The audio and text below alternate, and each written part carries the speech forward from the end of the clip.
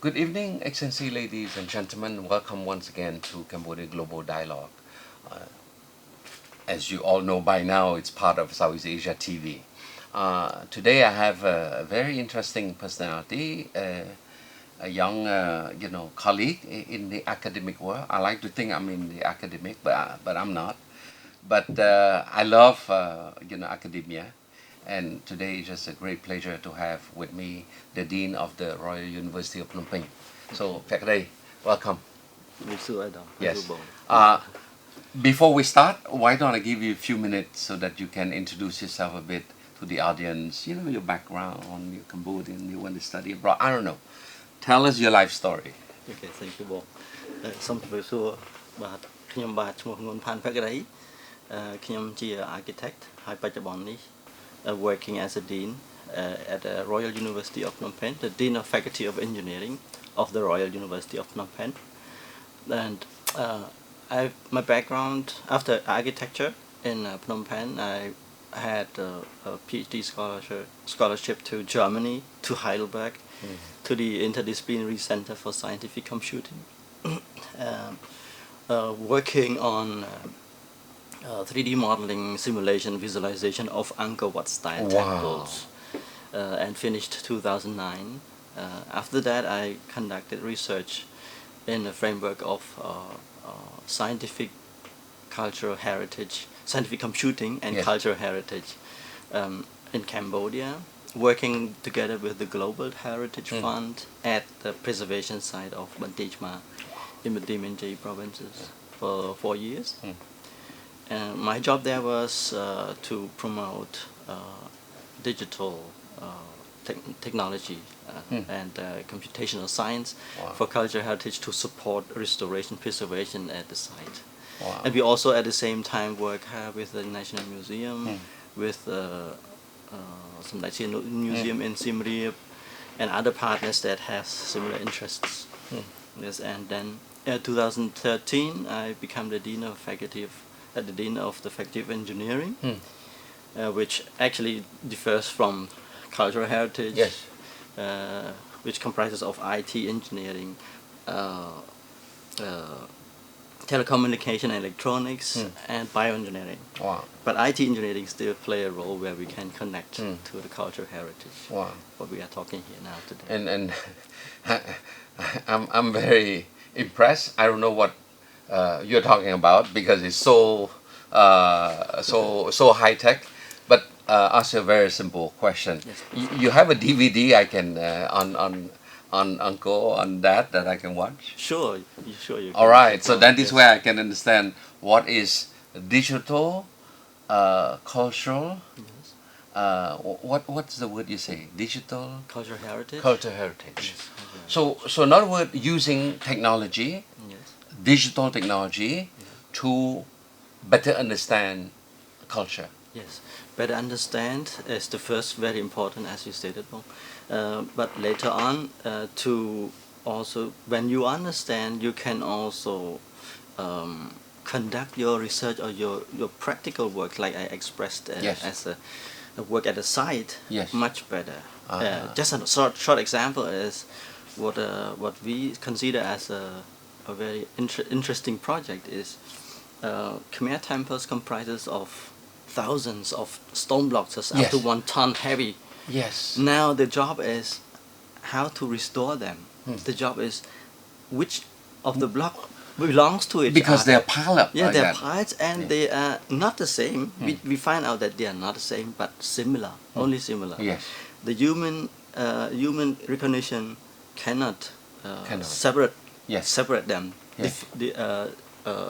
Define them where belongs to which level, because there are many levels of the temples, and it's too heavy. It's too heavy. It's not like a puzzle. We can take this, put this. Oh, it doesn't work. You put that. You cannot do that. Exactly. Yes, exactly. Awesome. When you move 1 inch, 1 millimeters, you have to use a steel stick and move them. And anytime you destroy it, you destroy it. More or less. Yes, because the stone is a bit fragile after all these thousands of years. Exactly.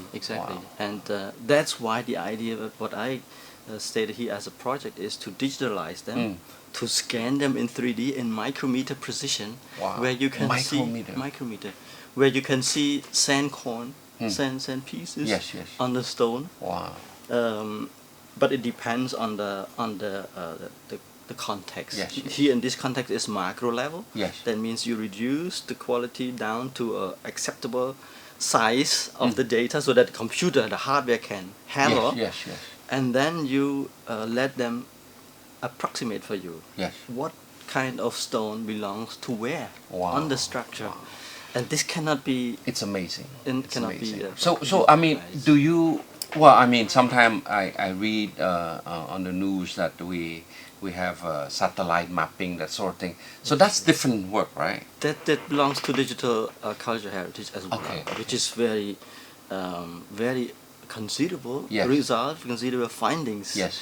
I've seen in Angkor, right? Yes. They scanned the LiDAR images and found out in underground Yes. what has been constructed as a city of Angkor. Wow. That cannot see by eyes, Yeah, by you human, cannot, you only by cannot. technology. Yeah, it's That's amazing. why I think Yeah. digital. So I think the school now, Royal University of Phnom Penh now, you have a faculty that focus on that. Do you work or you work with the Absa authority? Yes, but we still are conducting researches on IT engineering, Yes. IT technology for cultural heritage. Okay. We still have activities with the institute in Heidelberg, Yes. the Interdisciplinary Center for Scientific Computing, to support cultural heritage in Cambodia. So we scan artifacts in the National Museum. For instance, Wow. Jayawalman VII statue. Yes. You have never seen this virtually when he stand up, Yeah. using You always say. using the information of the existing sculpture. Yeah, yeah. And you can digitalize it. You can add bones. You can add hands that is missing. Yes. And you can give color to the suits and hair and Wow. eyebrows. So you have a much different impression how he could look like at that time of living time. So this is digital. Interesting. This we also conduct with students, scanning the.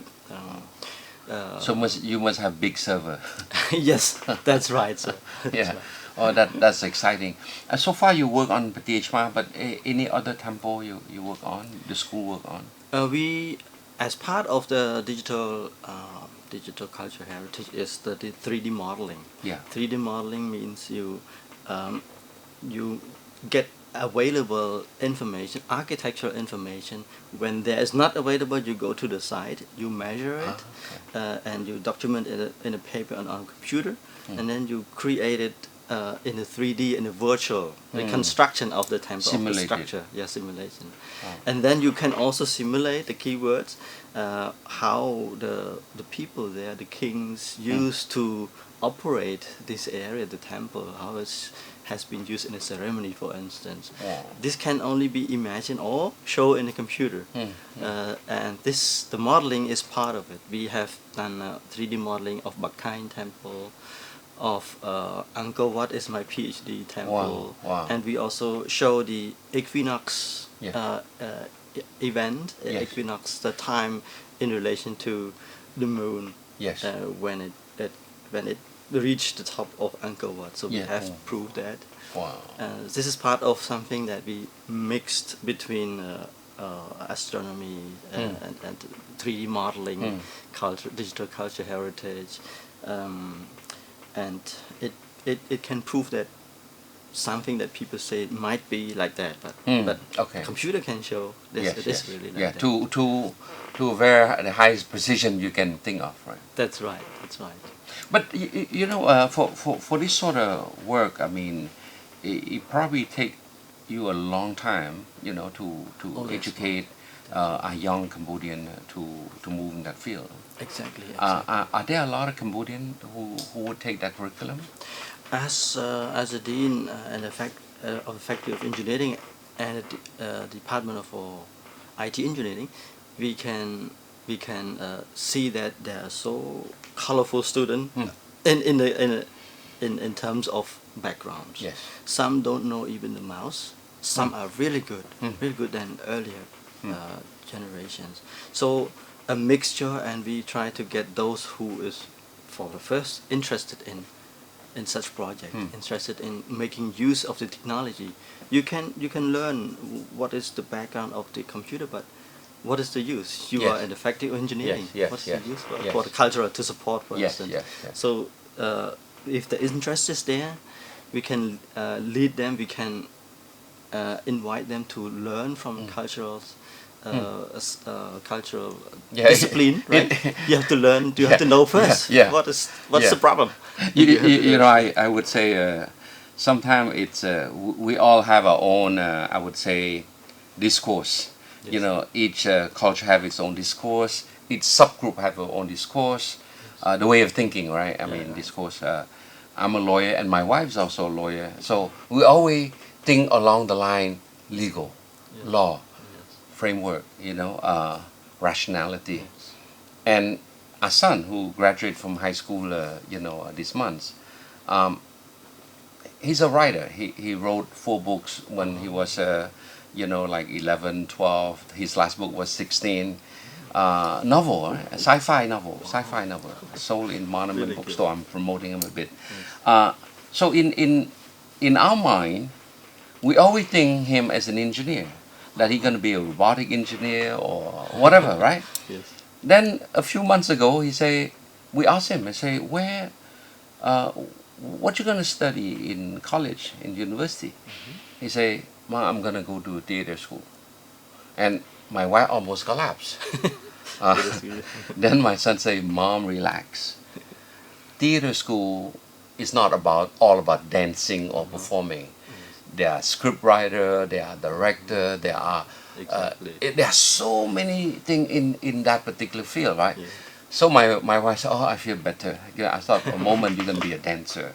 I said, but what's wrong with dancing? What's wrong? You know, but the point is that, you know, in the field that you are chairing at the faculty there, it's so broad, right? It's broad. So broad, but the point is, how do you eventually, when the student graduate, that they find the way that they can apply that? And it's interesting that you focus on using IT, engineering, technology to help our culture. That's right. You know, because ultimately Cambodia is well known for that. That's right. And but in a traditional way. That's right. What you are putting on the table now is taking Cambodia 1,000 years ago into the future. So I think we're going to stop now for a short break. Yes. When we come back, I want to dwell a bit more on this, the so-called IT engineering, and the linkage, you know, with culture, but more precise. What sort of activity that you're actually doing right now to help the Apsara Authority, and perhaps also in the context of the recently established Asian Cultural Council. Yes, all right? Yes. So we'll take a short break. Thank you.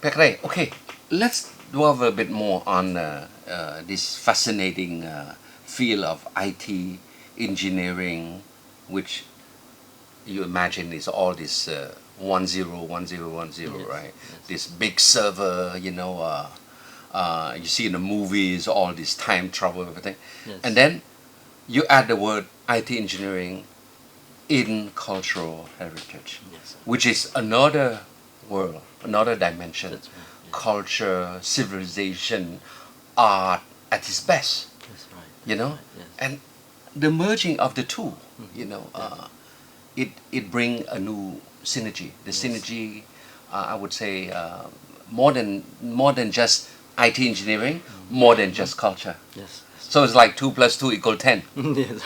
All right. Some kind. Yeah. IT engineering differs from computer science. Computer science, what you stated, we learn behind the tool, behind the hardware and software, how it is established, which is called IT information architecture, how to combine the chip, how to combine everything, and the software to operate it. This is computer science. That's computer science. And the IT engineering, computer engineering, is you use technology that that provides nowadays to any field, any possible field to solve solution, to provide us possible solution. So it's more solution driven. Exactly. Okay. Yeah, exactly. Rather than just framework, hardware putting together. Yes, rather than the understanding behind the computer itself.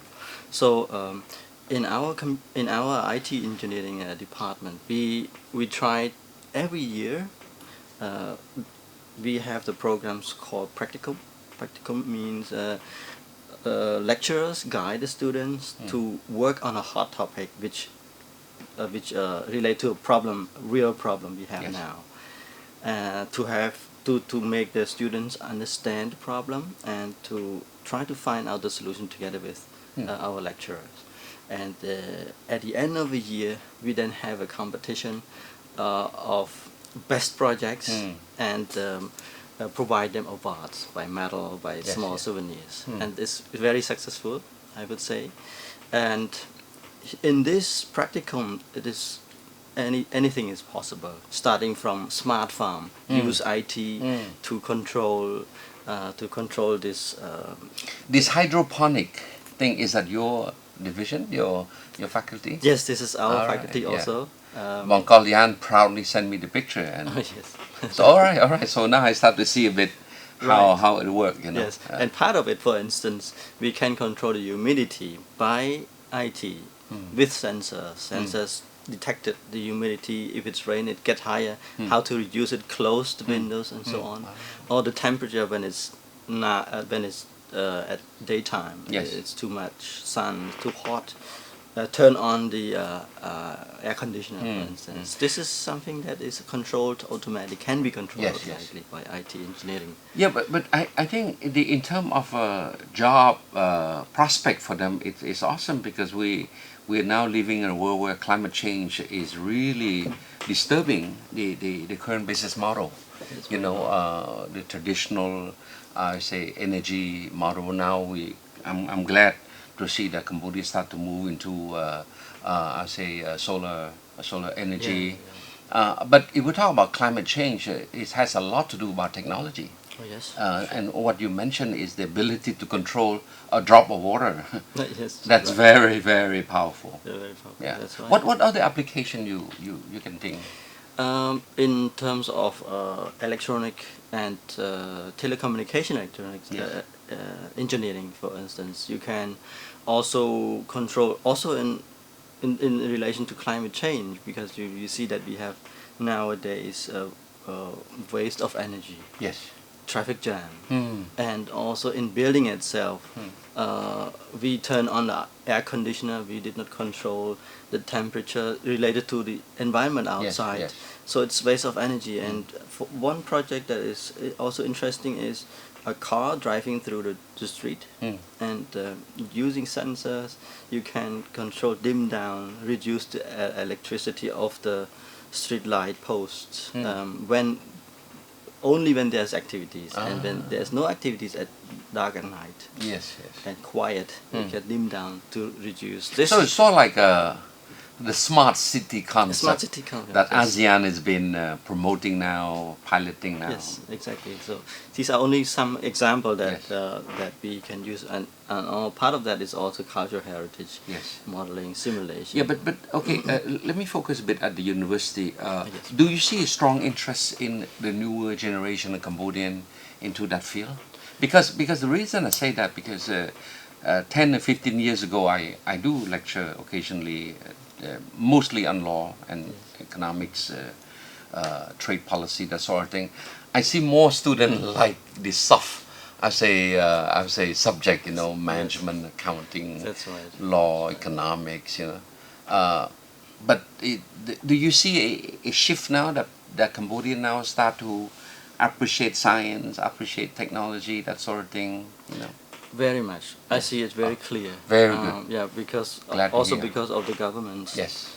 Emphasizes on science, technology, engineering, mathematics greatly. Yes. STEM. STEM. Yes. And all UPP itself, our faculty, was supported by the government, a building for the. Well, you have a very strong supporter, the minister himself, That's Dr. Ron right. himself. Yes, Minister. Yeah. thanks to him also very much. And it's a very good start. We have now the building and we still need the equipment. But at least it shows a very good move, and the students see that. Yes. The students, we have, this year for instance, we have the first graduate. Last year, sorry, we have the first graduate. And starting from this year, so many students are almost double the size of the students come to our Faculty of Engineering, and our UPP is almost reaching the limit of facility. So, but our faculty, we try to get all possible students that want to be engineer, because we know we lack of engineers in Cambodia. That shows us that that engineer and science field is now, even it's very difficult. We still have dropout. Yes. We still have a lot of dropouts. It's okay. It's okay. But still we're working to get best lecturers with PhDs to promote them and show them benchmarking. That's right, and show them how important it is for themselves, but also for I think for a dropout it's all right, because I happen to be with Dr. Naron, the first patron for a sort of like a dual program with the University Lee Bruxelles and the Royal University of Law and Economics in the first program on a master degree on public law, international public law, and private law, right? And I, look at the sort of like for the private sector law, right? Private international private law, this master degree program. It's a 2-year program, and it starts with 45 students, and upon graduation 2 years later, only 16 made it. Oh, really? Yeah. So it's normal. It's normal. But the point is that I think that it's important that we start moving up, not just on quantity, but on quality. On quality also, yes. And when I was asked to at the graduation ceremony to give the diploma to this 16 student, I said, look, the other that fall by the wayside, it doesn't mean that they're not going to graduate. They're just going to have to work harder. Yes. But what we want to stress that quality matter. That if our graduate with that degree, he or she can compete in Singapore, Malaysia, Thailand, go to France, and sit in a panel discussion with other students at ease. We don't want just the quantity, right? And it's a strong message also. It's a message that we do not sort of like I would say we do not condone I would say mediocrity, right? Because at the end of the day, you got to start somewhere, right? Yes. Yeah, it's easy to pass everybody, but to me, I feel that we will hurt them in the long run. That's right. That's true. We will hurt them in the long run. By being tough, it's better for them now to feel the pressure to study harder, but they don't lose face. They're not going to be humiliated. Then they graduate, but then they're mediocre. And then when they go get a job. Exactly. So I think we're on the right track. So I think let's now shift a bit to the cultural side of it. Yes. So on that one, what you had is a special curriculum that student will actually not right away, right? I mean, they probably second or third year, something before they can shift to add the cultural dimension, right? That's right.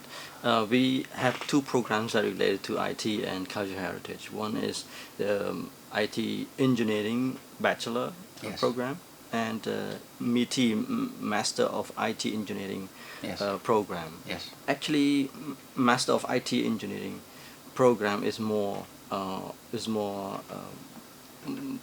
activities on this field, because the students are more ready for the program, and still in bachelor program they are still feel not comfortable with numbers, with computers, and then have to study cultural heritage, so it's still need to motivate more I see. than master program. Okay. but they must have a good background in culture, in social science. that sort Also of thing, to yeah. understand, actually it can be conducted, can be led by lecturers, supervisors like me. I also Yes, supervise some projects. Yes. But still they have to work by themselves. Yes. It's master program. Yes, They may be yeah. independent, Yes. more or less. Independent thinking, Yes. creative mind, That's that right. sort of thing. No, for me, I'm very encouraged to see the new generation embracing, like you say, technology, science, engineering, math. Math is the fundamental. You got to start with that, and I think you heard many times our Prime Minister Nguonphan, when he give a speech in different events, he stressed that science also, because part of the fourth industrial revolution, we have to prepare. Exactly. Not right now, but we have to prepare. Right. Yes. Our rectangular strategy also covered that. Right. That's right. So I think you're contributing quite a bit to that. I hope so.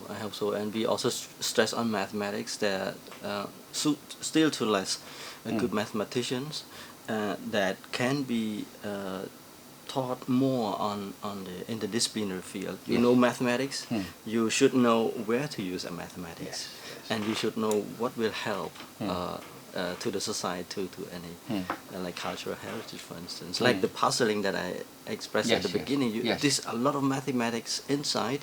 Even you let the computer to calculate for you, which is a million times faster than our thinking, needs 2 weeks to calculate 50 blocks only.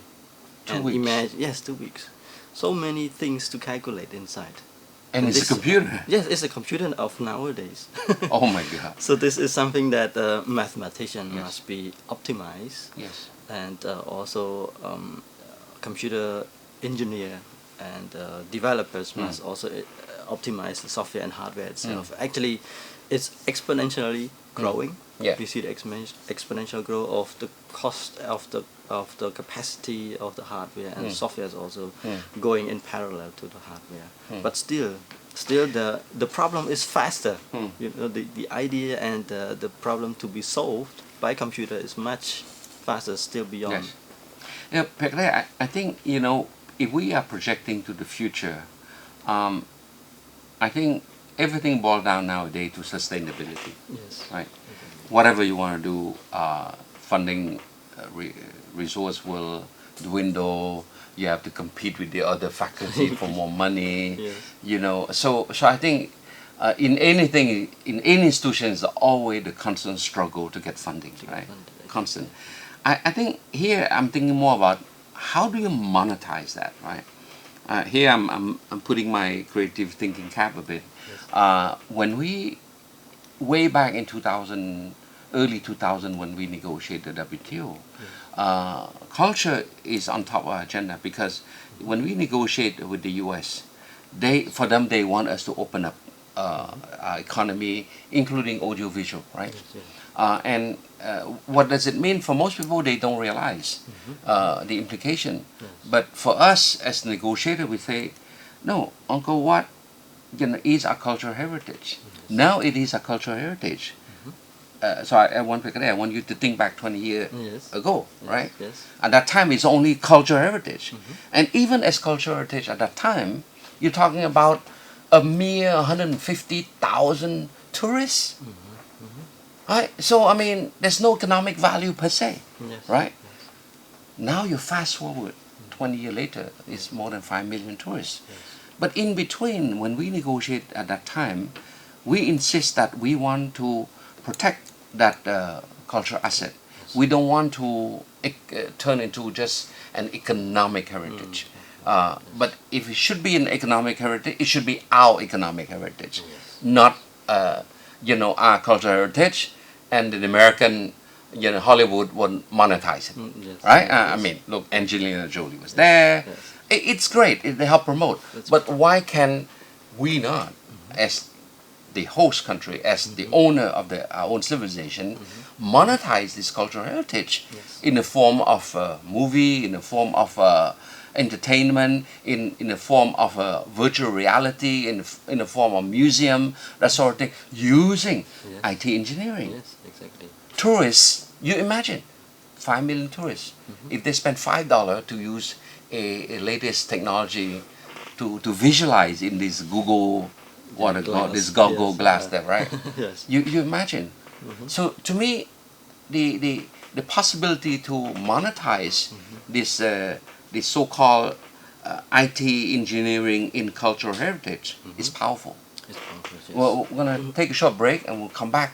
I want to discuss a bit more. Okay. How do we secure, sort of like a resource to develop that? Yes, yes, Yeah. yes.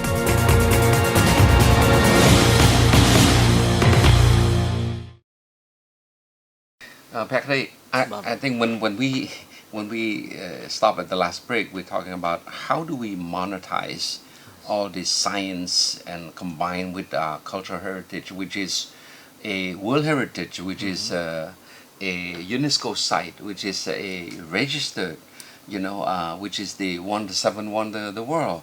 Yes. So you can list all these things, right? That make Cambodia a attractive place for tourists to come. I remember before WTO, we barely have 150,000 tourists. Now we Yes. moved to 5 million. Yes. But these are the physical side of it, right? But how do we value add what we have? And when I go to museum, as you get older, when you're young, when you travel, where do you go? You go to shopping, right? You go to a mall, you go movie. Now, when I travel on mission, you have sort of like half a day off or something. Where do I go? I want to go to museum. I want to know That's right. that country, right? That's right. When you go there, they have all sort of visual, audio. Some are not sophisticated, only audio. Yes. Some sophisticated, audio visual. Audio. But you pay. Yes, yes. You pay. That's right. That's right. In addition to the ticket, Yes. you pay for that earphone and that thing, right? Exactly. But it changed how you appreciate when you walk into that particular site. Exactly. Because instead of looking at stone, you have a story. Yes, exactly. So I think what you're working on right now is already the foundation. Yes. How can we now tap that in the context of, say, for example, the Asian Cultural Council, for example, where Cambodia is the host. Yes. The ASEAN Secretary General of ACC is Excellency Soyara. So how do you work on that? You have any ideas? I think we should consider both ways. Yes. One is to protect cultural heritage, not to disclose everything Yes. in a full resolution to internet, Yes. because it's People will take it. exactly, and it's a both-faced knife, Yes, yes. so to say. And one, on the other hand, like you said, you should attract young people also to learn about cultural heritage. Yes. You stated that people go to the museum or go to the temple site. What is it? It's a stone. Yes. I don't want to go again. It's Yes. a stone. But instead of that, we can use technologies while everyone holds Yes. a smartphone. Yes. You can, through internet, you can provide information. You can provide interactive Yes. platform for students, for Yes. young generation, Yes. because they want that with Yes. them, right? So this also, like you said, you can create apps, you can create new Yes. innovative Yes. platforms that links to information Yes. of their own culture and of the artifacts itself. Yes. Not only go Yes. to see the stone and ask for Yeah, I think here, we have to think, for me, as a lawyer, I always think of intellectual property protections, Yes, right? that's right. We have to think of an ecosystem, Yes.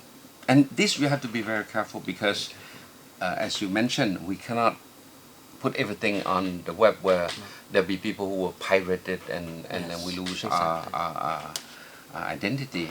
But there are real company, who would exploit it, which is very much the entrepreneurial free market spirit, right?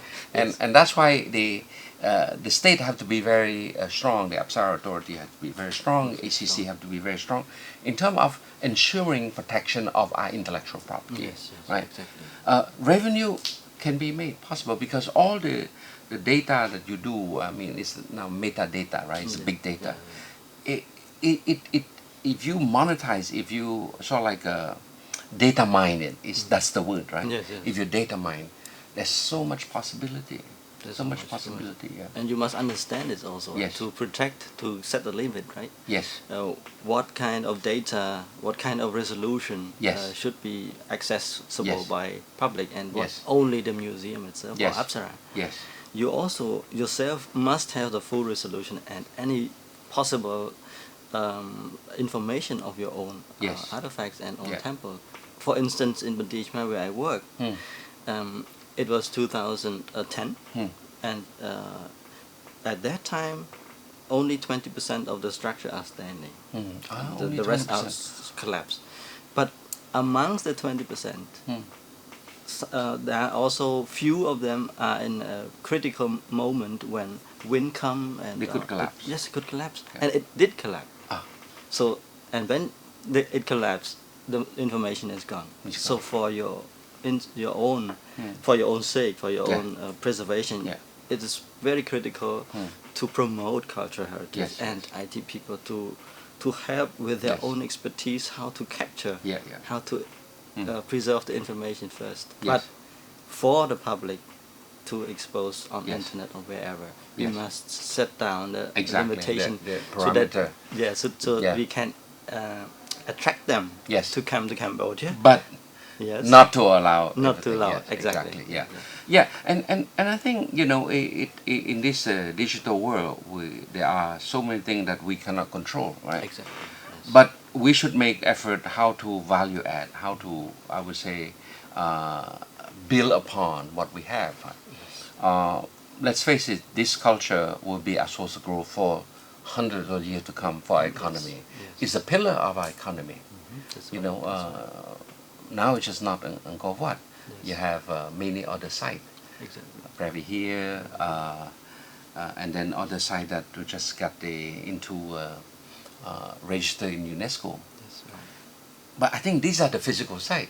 But there's also the cultural side, like Champai, you know, Champai Dongweng. Yes, Yeah, things like this are all part of that potential.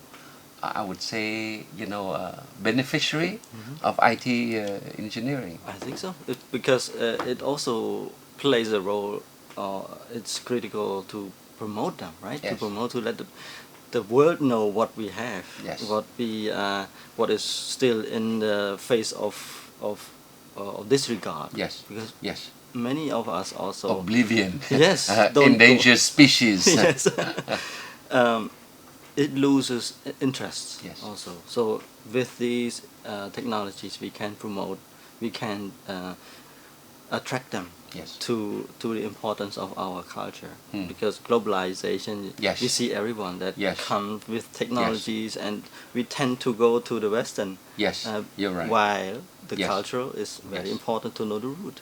So this must be there's a lot of ways to combine. Yeah, globalization have its good side and its dark side. A dark It's side, like a yes, sword that's with right. two edges, right? That's right, that's right. We welcome globalization, but we should preserve our identity. That's why Identity. ASEAN is the motto. ASEAN, we always talk about diversity. You know, Yes. how do we accept each other, culture, way of thinking, value, and still can live together. Still, And right. I think we are blessed that we have Nguonphan as our Absolutely. cultural heritage, as our identity, as our soul. Yes.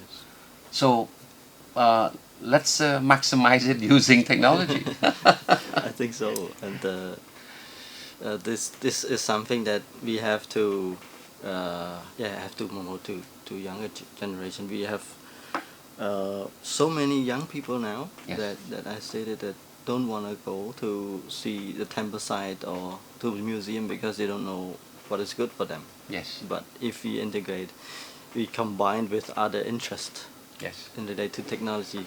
Why not? I refer to my son once again when he was 11 years old. He was quite small, and we love to go to Siem Reap to see the temple and everything. And so we request a tour guide, and so we're standing there, and the tour guide came, and he's not moving. He just stand there.